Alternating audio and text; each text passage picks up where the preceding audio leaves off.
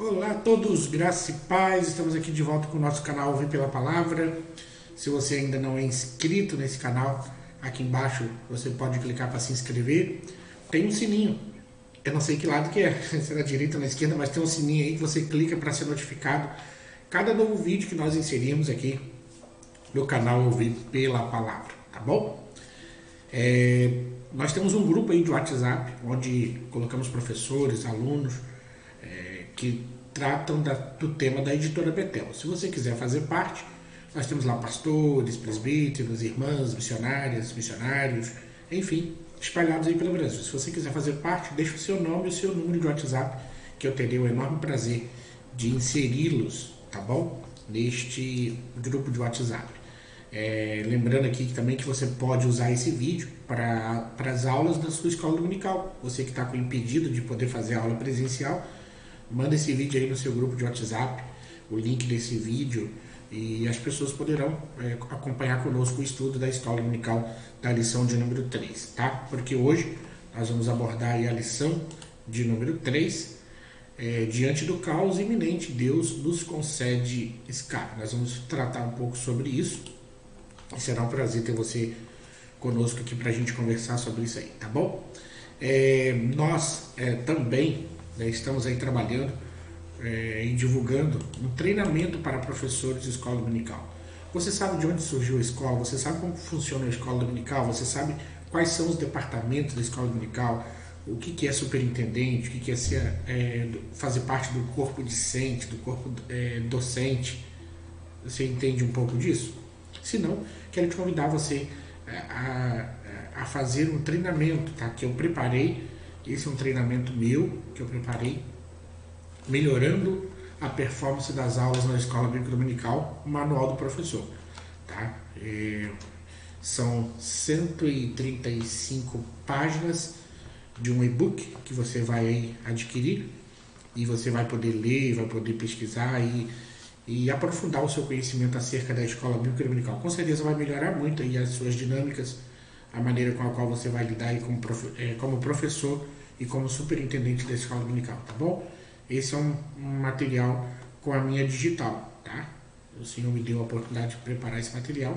Se você quiser nos ajudar aqui no canal Ouvir pela Palavra, também adquira esse material, tá? Tá aqui na descrição do vídeo o link para você clicar, porque se é ensinar, que haja dedicação ao ensino. Então, você adquirindo esse material está me ajudando a continuar aqui com o nosso trabalho de oferecer para vocês materiais para auxiliar no estudo da escola dominical, tá bom? Vamos lá então, lição de número 3, muito quente, diante do caos iminente, Deus nos concede escape.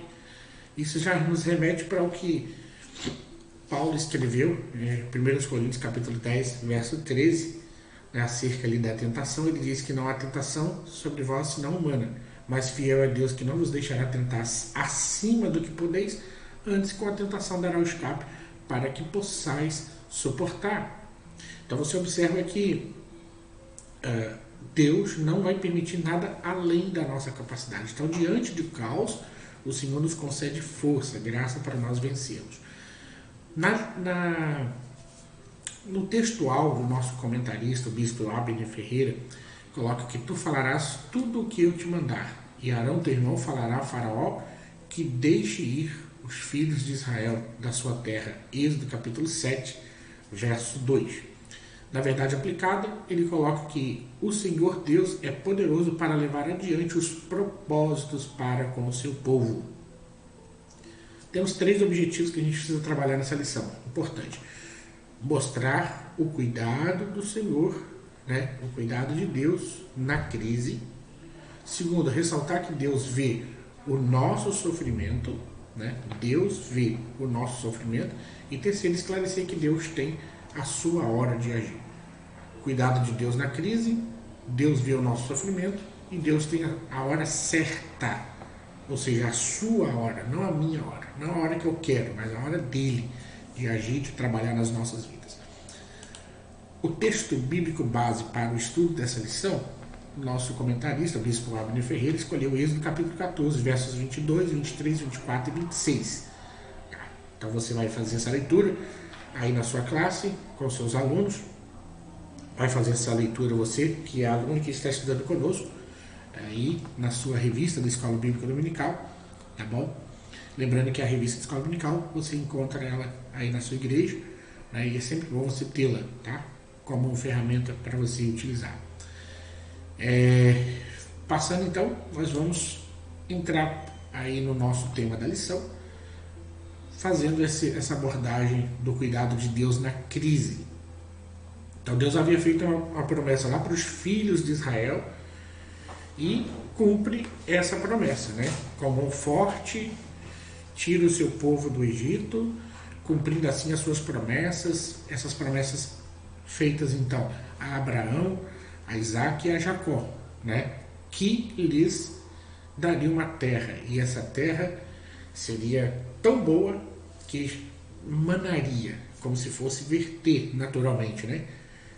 O termo aí, manar, leite e mel, é como se a terra produzisse espontaneamente leite e mel. Tão bom que é o lugar que Deus havia prometido ao seu povo. Isso é uma simbologia do céu, né? Porque estamos peregrinando aqui nessa terra, mas nós sabemos que o nosso alvo é o céu e foi prometido por Deus a nós. E no céu, sim, é um lugar de perfeita delícia, delícias perpétuas, né? Onde nós vamos desfrutar do melhor de Deus para as nossas vidas. Então, é um tipo de céu, né? Essa terra prometida. Por isso a gente canta, algumas canções diz que Canaã, né? Canaã é logo ali. É como sendo um lugar de chegada, um lugar prometido, um lugar onde se conquista, tá bom? Vamos então ao cuidado de Deus na crise.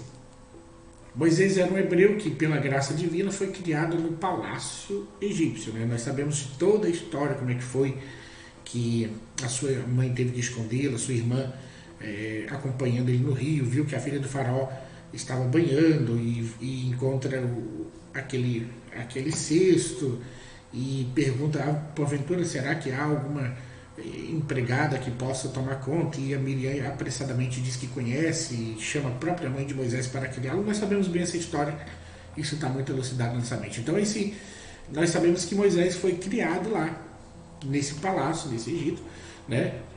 Esse fato contribuiu em muito, embora Moisés tivesse que estar separado da sua família, do seu povo, do seu convívio, mas isso contribuiu em muito para quando ele precisasse cumprir, né, a missão que Deus daria a ele, que era de quê? De libertar o povo do Egito, de tirar o povo da servidão, de levar o povo a viver um tempo melhor. Então, Deus sempre levanta alguém para socorrer o seu povo. Sempre Deus levanta alguém.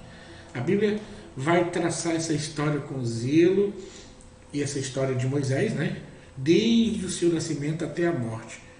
Vai ver que ele desfrutou de uma maneira especial da presença do Senhor sobre a sua vida. Depois de ser liberto da morte, ainda menino, este homem se transformou no maior líder que a nação de Israel já teve. Claro, o povo de Israel estava numa situação vulnerável, de anos de escravidão, né, pelos egípcios, e eles clamavam, né, clamavam por socorro, pediam a Deus que intervisse por eles, né, e Moisés se levanta para ser aquele libertador que vai interceder por eles, que vai se colocar no lugar deles e pedir para a sua libertação. Então, essa lição vai fazer a gente ver que nos piores momentos o Senhor levanta alguém para ser um socorro, para ser um refrigério, para ser uma mão que se estende para nós. Afinal, Deus não nos abandona na hora da adversidade. Quem aqui não teve uma experiência de estar talvez em algum lugar com o carro parado, no meio de uma estrada, e de repente surge uma pessoa, acende um farol, ajuda, faz coloca ali o fio, faz uma ponte na bateria, né? E aí ajuda a trocar um pneu.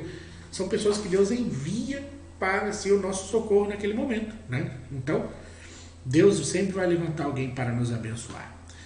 Agora, durante a escravidão, o povo hebreu perdeu a sua liberdade de adorar ao Deus de Abraão, de Isaac e de Jacó. Eles ficaram impedidos disso, dada a condição que eles estavam de serem escravos. Então há de se considerar que no Egito havia uma adoração politeísta, ou seja, o povo no Egito adorava vários deuses. Né? Os politeístas são aqueles que devotam a mais de um Deus. Né? Então 2, 3, 5, 10, aí não importa a quantidade, são os politeístas. E o povo egípcio era politeísta, adoravam vários deuses. Agora, Faraó, cercado sempre daqueles conselheiros pagãos, né, e fazia com que o povo hebreu não tivesse tempo de adorar o seu Deus. Então, todas as dificuldades que os hebreus passaram no Egito, Deus estava contemplando essas dificuldades, né, e não esqueceu. Olha só, diante de toda dificuldade, Deus não se esqueceu da aliança, do concerto, da promessa que havia feito ao seu amigo Abraão. Deus não se esqueceu. Então, diante disso, Deus levantou Moisés para essa tão nobre missão de libertar o seu povo do Egito. Irmãos, tenho uma única certeza: Deus sempre envia socorro. Então, Deus sempre vai enviar um socorro, Deus sempre vai enviar alguém para nos ajudar. Por quê? Porque Ele vela pelas suas palavras para cumprir. Deus vela pelas suas promessas. Deus não é homem para que minta, nem filho do homem para que se arrependa. Mas também Deus vela pela sua palavra. O que Ele falou está alinhado com a sua essência de ser, e isso jamais vai cair ao léu. Né? Jamais vai se perder aquilo que Deus estabelece. Agora, vejamos aqui um fio de esperança. Deus possuía um plano especial para o povo de Israel. Assim sendo, Ele decidiu demonstrar o seu afeto, libertando os israelitas da escravidão e conduzindo-os à terra prometida. Então, o povo hebreu recebeu um fio de esperança quando soube que Deus havia enviado um libertador para resgatá-los de tamanho jugo.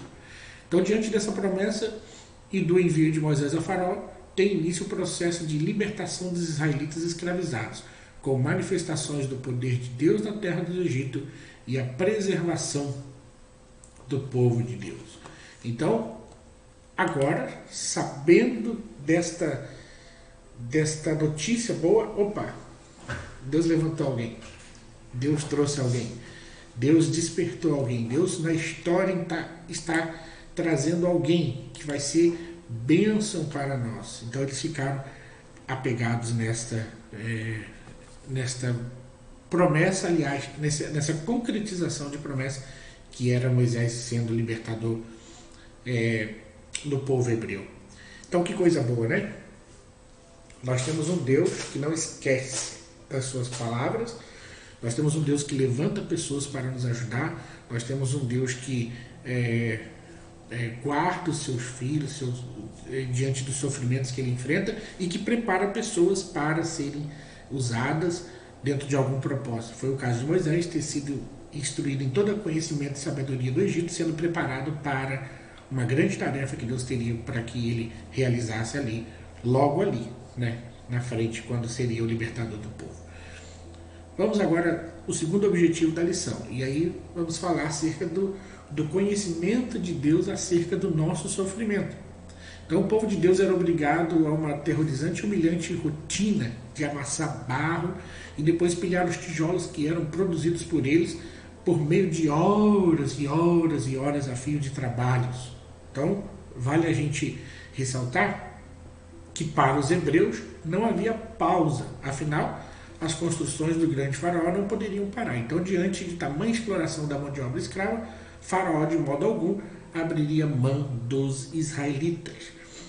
Então, o que ele tinha para fazer ali, para massagear o seu ego, o seu orgulho, era a mão de obra dos hebreus. Então, não podia abrir mão dessa mão de obra, não podia abdicar desses artifícios que ele tinha. Então, ele jamais, por livre e espontânea vontade, liberaria o povo. Deixaria o povo livre.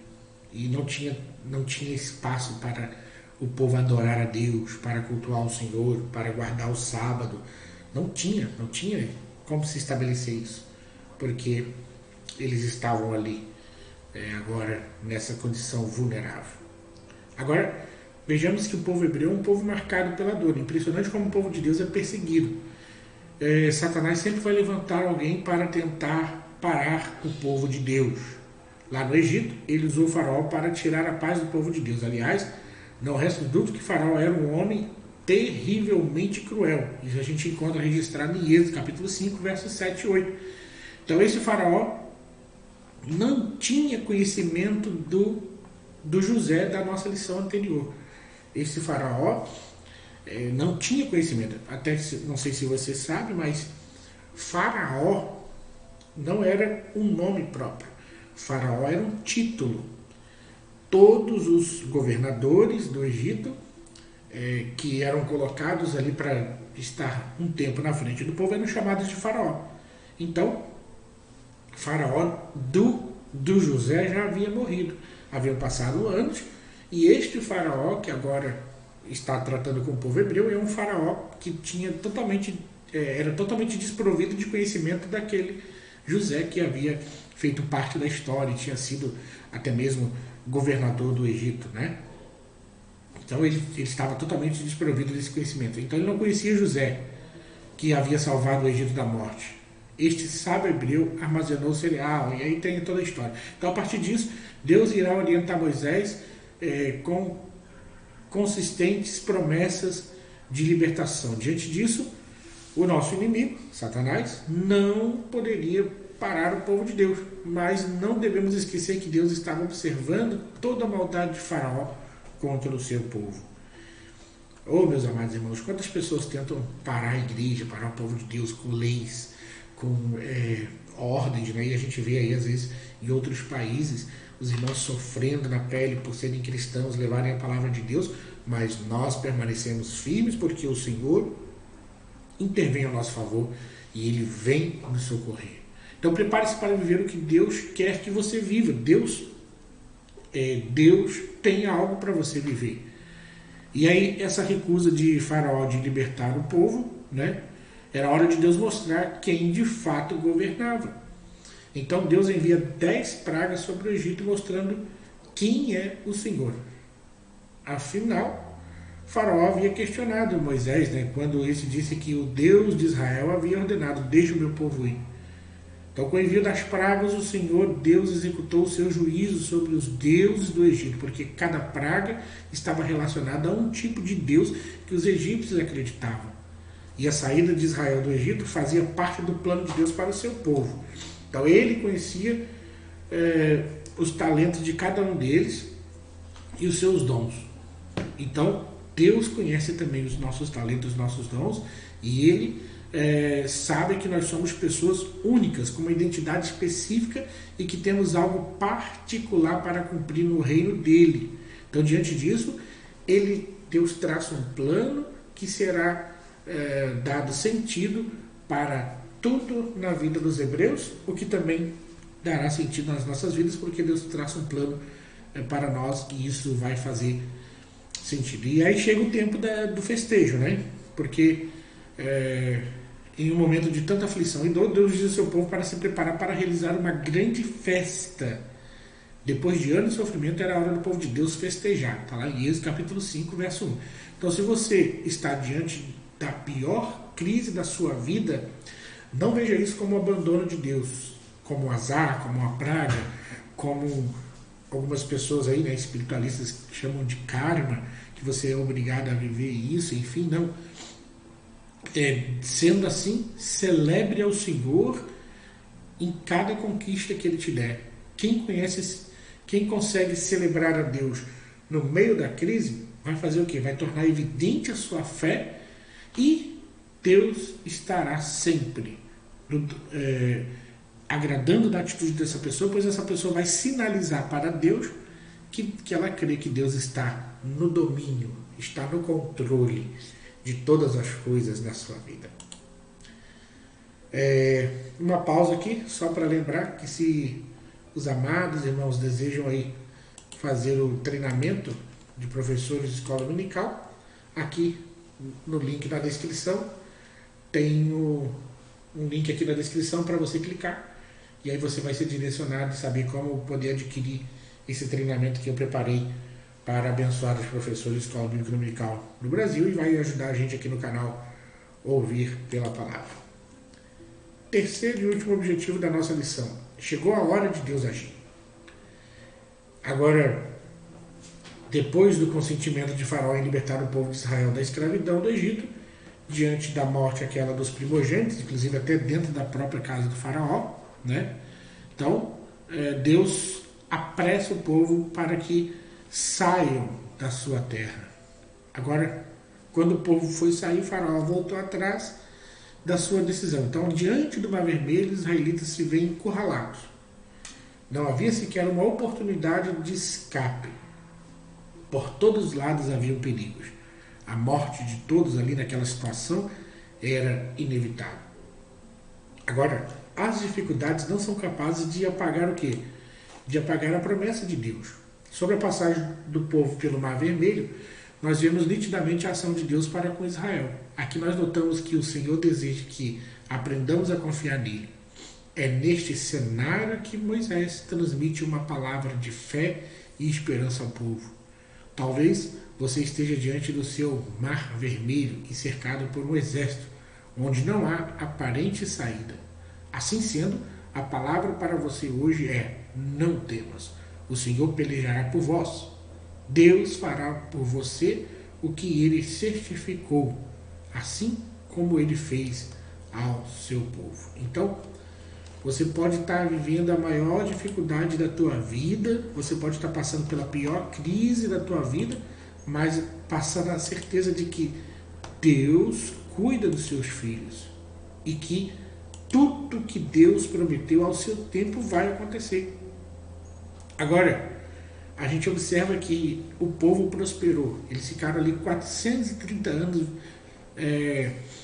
vivendo debaixo daquela escravidão, daqueles açoites, daquelas humilhações, né? E naquela situação de escravo. Então Deus ouviu o clamor de seus filhos. Não somente liberta o povo, mas como também Deus concede a eles recompensa. A gente vai ver no capítulo 3, no verso 22, essa recompensa. Então podemos ver a ação de Deus fazendo com que os egípcios compensassem os judeus pelo tempo de trabalho escravo no Egito. Então o mundo inteiro está mergulhado num momento desafiador. Contudo, conforme podemos ver, para o povo de Deus, depois da crise, vem a bonança. Que após esse tempo de pandemia, que esse tempo de colapso financeiro mundial, as bênçãos do Senhor venham com tudo sobre nós e possam repousar sobre a nossa casa, sobre a nossa família. Os egípcios concederam aos hebreus ouro, prata, pedras preciosas, bens, e os egípcios deram suas riquezas em compensação ao tempo de trabalho que os hebreus ficaram sofrendo no Egito. Então, aquela crise gerou o que? Uma prosperidade para a nação de Israel. Eles saíram cheios do dinheiro, cheios da grana, abonados. Tanto é que ali quando Moisés subiu no monte, lembra? E passou um tempo lá, não descia, e aí juntaram os ouros do povo, né? Os colares, as pulseiras, os anéis, os brincos, as tornozeleiras. Cada um deu um pouquinho de ouro, foram lá, jogaram no fogo, segundo eles, né?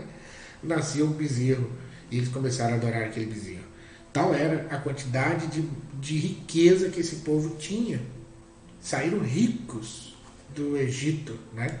Muito ouro e muita prata. Então, Deus tem o controle de tudo nas suas mãos. O povo de Israel sai do Egito após anos de escravidão em direção à terra prometida. Eles estavam alegres de montão, muito felizes de estarem novamente livres. Até que surge a primeira crise após a escravidão. O que fazer nessa hora? O Mar Vermelho na frente, Faraó e seu exército enfurecido atrás. Realmente era uma situação bem complicada. E a Bíblia nos descreve que Faraó reconsiderou a sua decisão de libertar o povo de Israel, ou seja, desistiu daquela liberação que ele havia dado.